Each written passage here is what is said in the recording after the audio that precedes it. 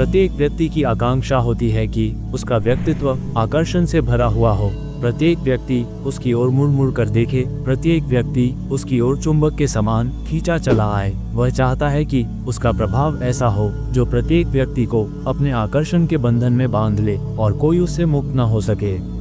यदि किसी भी व्यक्ति में ऐसा आकर्षण हो तो ऐसा हो ही नहीं सकता कि वह किसी भी क्षेत्र में असफल हो जाए। ऐसे व्यक्ति को हर क्षेत्र में सफलता प्राप्त होती है। ऐसे व्यक्तित्व वाला व्यक्ति जो भी करेगा, लोग उसका अनुसरण करेंगे, उसकी प्रत्येक बात पर एक विशेष ध्यान देंगे, उसकी प्रत्येक बात मानने को उत्सुक रहेंगे। ऐसा ही आकर्षण प्रदान करने वाली साधना मैं यहाँ आपके लिए लेकर आया हूँ, जिसका नाम है पुष्प किन्नरी साधना। इस संपूर्ण ब्रह्मांड में अनगिनत प्रकार का जीवन एवं अनेक प्रकार की योनियां विद्यमान है। यद्यपि विज्ञान की दृष्टि में मात्र उन्हीं योनियों पर विश्वास करता है जो पंच तत्वों से निर्मित है अथवा संपूर्ण रूप से पदार्थ के रूप में उपलब्ध हैं, परंतु ये भी एक प्रमाणित तथ्य है कि इस ब्रह्मांड में इत योनियां भी हैं। भले ही हम उन पर विश्वास करें या ना करें, लेकिन ये सत्य है कि हम इस सत्य से कदापि भाग नहीं सकते। इन इत योनियों में यक्षिणी, यक्ष, अप्सराएं, गंधर्व, किन्न एवं किन्नरी आदि योनियां भी होती हैं और वे क्षण प्रतिक्षण ऐसे किसी व्यक्ति की प्रतीक्षा करती रहती है जो साधना के माध्यम से उनका आवाहन करे और उनके संपर्क में निरंतर बना रहे। यहाँ ये भी स्पष्ट करना आवश्यक है कि इन योनियों में कुछ अच्छे गुणों से युक्त होती है और कुछ बुरे गुणों से युक्त होती हैं। यक्ष एवं यक्षिणी व्यक्ति को घर गृहस्थी का सुख प्रदान करने के साथ साथ प्रचुर धन दौलत, समस्त प्रकार की संपत्ति देने में भी सक्षम है। अप्सराएं भी बहुत ही भव्य, दिव्य और सुंदर होती हैं, जिनकी साधना माँ, मित्र, बहन आदि के रूप में की जाती है, जो अपने साधक को उसकी धारणा के अनुसार फल प्रदान करती हैं। ये भी साधक को प्रचुर मात्रा में धन संपत्ति, ऐश्वर्य एवं अपूर्व सौंदर्य प्रदान करने में पुनर्तः सक्षम होती है। यदि इन्हें प्रेयसी के रूप में साधक प्राप्त करना चाहता है तो ये उसे शारीरिक सुख भी प्रदान करती हैं, परंतु साधक को इस स्वरूप में उनकी साधना कदापि नहीं करनी चाहिए। इन्हीं इत योनियों में विद्याधर नामक योनि भी है, जो अपने अपूर्व पांडित्य एवं विद्वता में अद्वितीय मानी जाती है।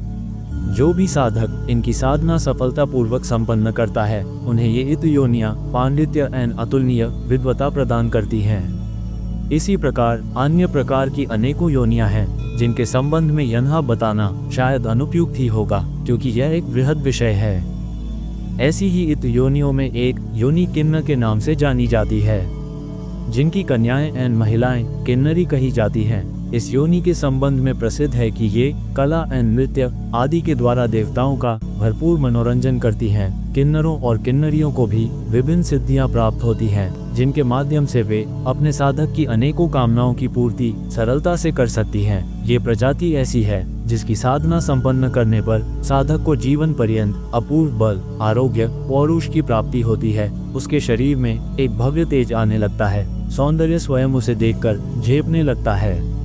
साधक के समस्त रोग ताप दूर भागने लगते हैं, उसका सौंदर्य दिन प्रतिदिन वृद्धि को प्राप्त होता है।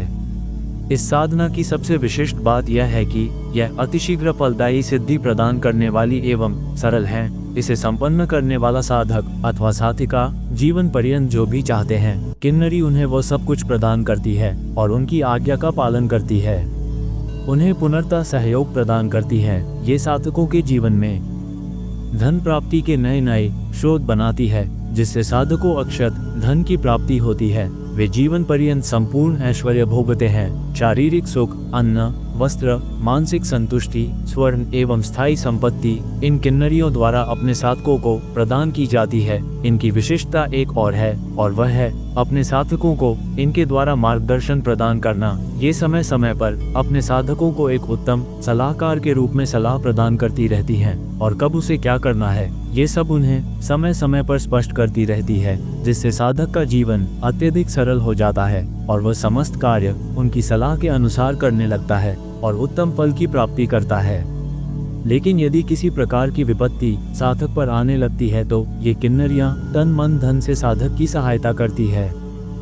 कहने का तात्पर्य यह है कि ये किन्नरियां बहुत ही सौम्य और साधक की आज्ञा का पालन करने वाली होती हैं।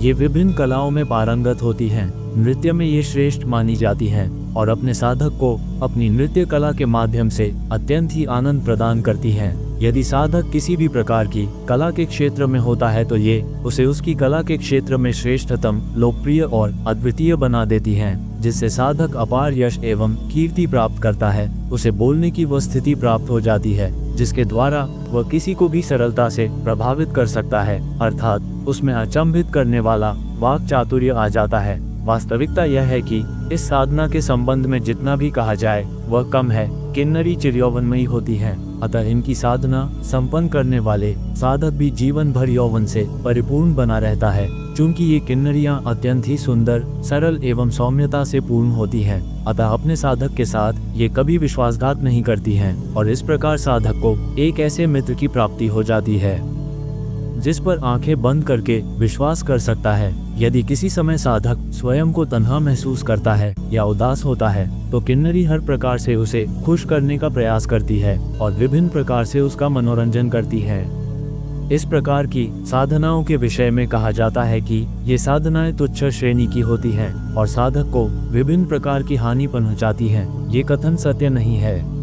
वास्तविकता यह है कि किन्नरियों के द्वारा अपने साधक को किसी भी प्रकार की हानि नहीं पहुंचाई जाती, बल्कि उन्हें सुख और लाभ प्रदान करती हैं। सबसे बड़ी बात यह है कि ये साधना साधक का अधिक समय नहीं लेती और शीघ्र ही सिद्ध हो जाती है। साथ ही यह अत्यधिक जटिल भी नहीं होती और इसके विधान भी अत्यंत ही सरल हैं। किन्नरियां अपने साधक के प्रति पूर्णतः समर्पित होती हैं और साधक के जीवन में प्रेमिका बनी रहती हैं और साधक को जीवन भर संपूर्ण ऐश्वर्यों का भोग कराती हैं। सभी प्रकार के सुख, कीर्ति, ऐश्वर्य साधक के जीवन का एक अनंग अंग बन जाते हैं और उसे जीवन पर्यंत आनंद की चरम सीमा को प्राप्त करता है। अब आइए जानते हैं इस साधना को कैसे करें। इस साधना को करने के लिए आपको इन सामग्रियों की आवश्यकता होगी। गुलाबी रंग के पहनने के वस्त्र, गुलाबी रंग का आसन, आम की लकड़ी की चौकी, चौकी के लिए गुलाबी वस्त्र, पीले रंग अथवा पिसी हल्दी से रंगे अक्षत, पुष्प किन्नरी यंत्र, केसर, अष्टगंध, अक्षत अथवा पुष्प, सुगंधित अगरबत्ती, शुद्ध घी का दीपक, पुष्प किन्नरी माल और सुगंधित पान। साधना करने के लिए आपको इन सामग्रियों की आवश्यकता होगी। उसके बाद शुक्रवार के दिन रात्रि काल में 10 बजे से आरंभ किसी भी शुक्ल पक्ष के किसी भी शुक्रवार में इस साधना को संपन्न करना चाहिए। अपने पूजन स्थान को साफ करके आम की लकड़ी की चौकी बिछाकर उसके ऊपर गुलाबी रंग का नया वस्त्र बिछा दें। उस वस्त्र पर हल्दी से रंगे अक्षतों से अष्टदल कमल का निर्माण करें और उसके मध्य में पुष्प किन्नरी यंत्र की स्थापना करें। तदोपरांत अष्टगंध, अक्षत, पुष्पों आदि से यंत्र का पूजन करें। घी के दीपक की स्थापना करें और दीपक से प्रार्थना करें कि हे दीप, आप देवी का रूप हैं, आप मेरी इस पूजा कर्म के साक्षी हैं और विघ्नों का नाश करने वाले हैं। अतः जब तक मैं साधना में रत रहूं तब तक आप स्थिर रहने की कृपा करें। तदोपरांत देवी किन्नरी का ध्यान करें। मंत्र: ओम पुष्प किन्नरी वशमानय श्रीं ओम। ध्यान करने के उपरांत साधक को पुष्प किन्नरी माला से 21 अथवा 31 माला उक्त मंत्र की करनी चाहिए, जबकि अंत में किन्नरी के उपस्थित होने पर पहले से ही रखे सुगंधित पान में से आधा उसे खिलाएं और आधा स्वयं ग्रहण करें। इसके साथ ही किन्नरी को 7 बार वचनबद्ध कर लें कि जीवन भर वह आपके आदेश का पालन करेगी और जब भी आप उसे बुलाएंगे वह आएगी और आपका कार्य करेगी तथा जीवन भर वह आपका सहयोग करेगी। इसके उपरांत जब भी उपरोक्त मंत्र का जप करके किन्नरी को याद करेंगे तो वह तुरंत उपस्थित होगी। साधना के बाद अगले दिन साधना में प्रयोग किए गए यंत्र और माला को चलते जल में प्रवाहित कर दें। हमारे शास्त्रों में करोड़ों मंत्र हैं, लेकिन हर मंत्र आपके लिए सही नहीं है। शिष्य के लिए कौन सा मंत्र सही है, इसका निर्णय केवल गुरु ही कर सकता है। इसलिए आप केवल अपने आप को योग्य गुरु को समर्पित कर दीजिए। इसके बाद गुरु स्वयं आपको सही राह दिखाएगा। तो दोस्तों, अगर आपको यह वीडियो पसंद आया तो कृपया वीडियो को लाइक करें और इसे ज़्यादा से ज़्यादा लोगों के साथ शेयर जरूर करें। आपका दिन मंगलमय हो। धन्यवाद।